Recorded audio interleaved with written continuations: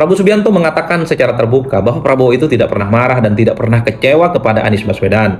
Sekalipun dalam Pilpres 2024 yang lalu, Anies itu hanya memberikan skor 11 dari 100 kepada Prabowo Subianto. Assalamualaikum warahmatullahi wabarakatuh. Saya kira pernyataan Presiden Republik Indonesia Prabowo Subianto dalam penutupan Musyawarah Nasional PKS yang dilaksanakan hari Senin, tanggal 29 September 2025 menarik untuk kita bicarakan, terutama untuk memahami bagaimana sesungguhnya persaingan politik antar elit-elit kunci di negara ini. Termasuk juga sebenarnya untuk memahami bagaimana konteks politik, perdebatan, persaingan antar kandidat yang maju dalam sebuah kompetisi seperti kompetisi pemilihan Presiden Republik Indonesia. Saya kira pidato politik Prabowo Subianto di depan kader-kader PKS dalam banyak hal menarik untuk kita bicarakan hari ini. Ada beberapa poin. Pertama, Prabowo Subianto mengatakan secara terbuka bahwa Prabowo itu tidak pernah marah dan tidak pernah kecewa kepada Anies Baswedan. Sekalipun dalam Pilpres 2024 yang lalu, Anies itu hanya memberikan skor 11 dari 100 kepada Prabowo Subianto. Kalau kita mau jujur, sebenarnya 11 dari 100 itu adalah penilaian yang cukup minim. Penilaian yang cukup miring dan penilaian yang cukup negatif yang diberikan oleh Anies Baswedan kepada Prabowo Subianto yang saat itu posisinya juga adalah sebagai Menteri Pertahanan Republik Indonesia. Bahkan Prabowo Subianto mengatakan dalam sebuah debat kandidat, dinamika, hal-hal yang sifatnya agak ramai itu disukai oleh publik. Itulah yang saya sebut sebagai sebuah isu politik yang cukup menarik. Karena kalau kita mau jujur sebenarnya publik kita hari ini, kalau ada debat kandidat, ada perdebatan-perdebatan, kalau intonasi dan nadanya itu datar-datar saja, saling memuji, saling mengapresiasi, saling mendukung, memang ada kecenderungan publik tidak terlampau suka, yang nonton sedikit, yang kemudian memberikan apresiasi juga sedikit. Tapi kalau ada sebuah perdebatan, kalau ada debat calon presiden, saling menjatuhkan, saling menegasi, dan saling menunjukkan sisi kelemahan masing-masing, itulah yang kemudian disukai oleh publik, karena nanti itu akan dipotong video-videonya supaya viral dan sebagai upaya untuk melakukan kampanye politik. Jadi overall sebenarnya masyarakat kita secara umum adalah masyarakat yang sangat suka kalau dalam sebuah perdebatan seperti debat kandidat itu yang terjadi adalah gontok-gontokan, saling menjatuhkan dan saling mendowngrade. Kalau lurus-lurus saja, lempeng-lempeng saja, di negara kita memang itu tontonan yang cukup tidak menarik. Nah, wajar kalau kemudian belakangan ini misalnya kalau begitu banyak talk show dan perdebatan-perdebatan di politik, kalau ngotot-ngototan, petantang-petantang, kira-kira begitu, itu yang nonton banyak. Tapi kalau debat dan diskusinya itu datar, kalem-kalem saja, sekalipun yang disampaikan itu penting, disampaikan itu sangat substantif, tidak mendapatkan respon yang cukup baik dari kalangan publik kita secara umum. Itulah yang saya sebut bahwa dalam sebuah debat kandidat dan sebuah persaingan politik, ya memang yang ingin dilihat itu adalah sisi kelemahan yang kemudian ditunjukkan oleh masing-masing kandidat kepada kandidat yang lainnya. Itulah yang saya sebut sebagai sebuah isu politik yang menarik, termasuk juga bahwa misalnya tidak boleh dong ada dendam, tidak boleh dong ada kecewa dalam sebuah perdebatan. Karena saya kira dalam sebuah perdebatan masing-masing calon ingin menunjukkan bahwa dirinya lah yang paling bagus dan kemudian yang lain itu salah. Jadi bagi saya pernyataan Prabowo Subianto yang mengatakan tidak pernah kecewa, tidak pernah marah, sekalipun dalam debat Pilpres 2024 yang lalu Anies itu memberikan skor yang cukup minim kepada Prabowo Subianto 11 dari 100. Ya tentu karena saat itu publik itu menganggap Pak Prabowo sepertinya kecewa kepada Anies Baswedan, karena apapun judulnya, Anies itu adalah sosok yang dulunya diusung oleh Gerindra untuk maju di Pilkada Jakarta 2017, dan waktu maju Pilgub pertama kalinya Anies memenangkan pertarungan politik. Jadi Anies yang pernah bersama dengan Gerindra, Anies yang pernah bersama dengan Prabowo Subianto didukung secara total dalam Pilgub Jakarta, tapi dalam sebuah kompetisi Pilpres 2024 yang kebetulan Anies Baswedan saat itu maju sebagai calon presiden, diusung oleh PKS, diusung oleh PKB dan Nasdem, memberikan skor yang cukup negatif, skor yang cukup minim kepada Prabowo Subianto yang dalam banyak hal memberikan dukungan kepada Anies Baswedan saat maju di Jakarta. Bagi saya pelajaran pentingnya adalah bahwa memang politik kita nggak boleh baper-baperan, politik kita itu nggak boleh dikit-dikit naik darah, nggak boleh, karena hal-hal yang semacam ini di Indonesia itu adalah perkara biasa. Itu poin yang pertama.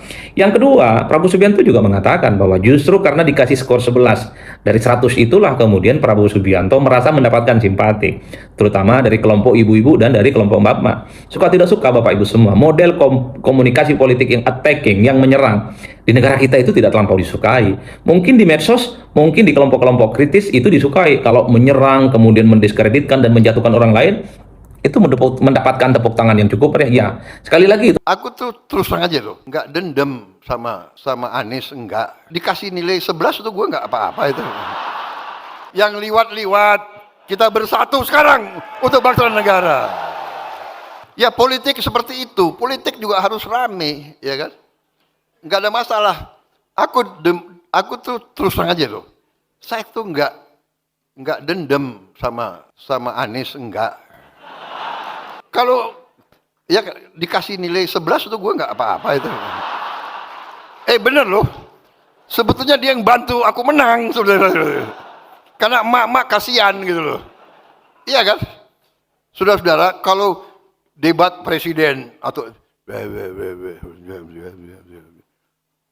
kan nggak menarik. Rakyat seneng lihat rame-rame seneng, bener nggak? Jujur, iya kan? Jadi saudara-saudara, kita harus demokrasi yang dewasa. Ya kan? Siapa presiden, siapa wakil presiden, siapa, ya oke. Yang penting siapapun kita bersama. Jadi adik-adik sekalian, kalau lihat korupsi itu, praktek ini akan hilang. Sebentar lagi ini akan dianggap primitif. Hari ini masih praktek, harus diperangi. Harus diperangi. Tapi kita tahu ini primitif. Karena itu kita semua harus menjadi rombongan yang beradab. Lawannya primitif kan? Ini primitif ini pasti akan hilang.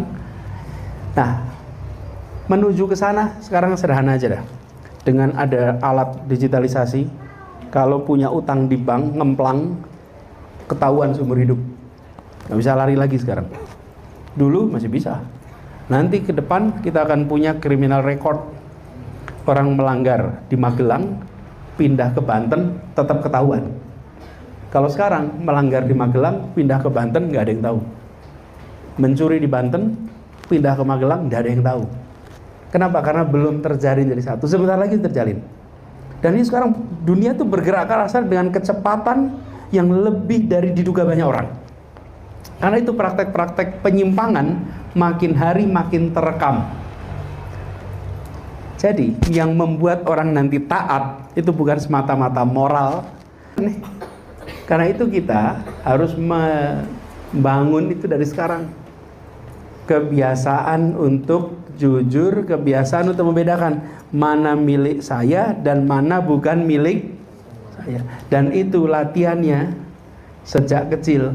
Jadi saya ini kalau ada koruptor itu kan sering dibilang sudah sekolahnya tinggi, S1, S2, S3 kok masih korupsi. Sebetulnya soal korupsi itu bukan S1, S2, S3, TK-nya di mana? Lah iya TK-nya, karena ini ya, teh ini milik siapa? Itu diajarinya di TK. Yes. Pendidikan dasar usia dini itu diajari untuk menghormati milik orang lain itu di usia dini. Bukan kalau S1, S2 itu diajari nulis dan penelitian, karya ilmiah itu S1, S2. Tapi kalau membedakan milik saya dan bukan milik saya itu usia dini. Jadi kalau ada koruptor tanya TK-nya di mana? Barangkali nggak ikut TK dulu itu. Karena itu diajarinya di sana. Nah, adik-adik, ini nanti ada, dan pendidikan yang paling memberikan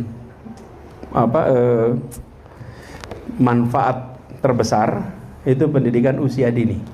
Bukan universitas, bukan SMK. Pendidikan usia dini. Itu bukan kata Anies. Itu orang yang mengatakan ini adalah seorang ekonom yang dia mendapatkan hadiah Nobel karena bisa membuktikan secara matematis, secara finansial bahwa pendidikan dengan return on investment terbesar itu pendidikan usia dini. Namanya James Heckman. Nanti boleh di Google. James Heckman itu terima Nobel, dan dengan ketemuan itu bisa mengatakan pada seluruh menteri keuangan se-Indonesia, sedunia. Kalau se-Indonesia cuma satu menteri keuangan. Sedunia, jangan remehkan pendidikan usia dini karena itulah yang menentukan karakter. Nah, PR kita kalau mau mendidik usia dini nanti baru merasakannya itu 40 tahun lagi. 30 tahun lagi, panjang tuh. Tapi insya Allah kita bisa ke sana. Jadi pertanyaan dari Fatur Rahman tadi, jaga optimisme, kerjakan yang positif. Langkah apa yang diayunkan, kerjakan yang positif. Betul-betul kerjakan yang positif. Dan jangan biarkan penyimpangan melenggang tak ditantang. Ya kalau ada penyimpangan jangan dibiarkan.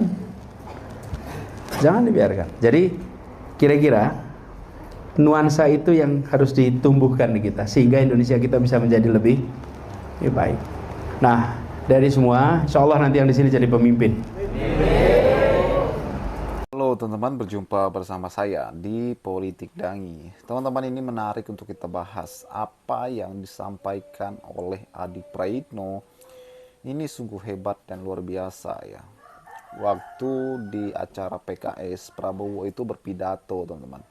Nah, PKS ini kemarin ya mendukung Anies di Pilpres 2024. Dan kemudian dalam pidato Prabowo Subianto, ia menyinggung soal Anies, teman-teman. Dan singgungannya itu adalah terkait dengan ia tidak sakit hati, ia tidak dendam terkait dengan nilai yang diberikan Anies Baswedan ya. Anies Baswedan terhadap Prabowo Subianto dengan nilai 11 dari 100, teman-teman. Ini kenapa ramai sekali ya pada saat itu, dan kemudian bagaimana Prabowo masih mengungkit-ungkit hal-hal tersebut, teman-teman.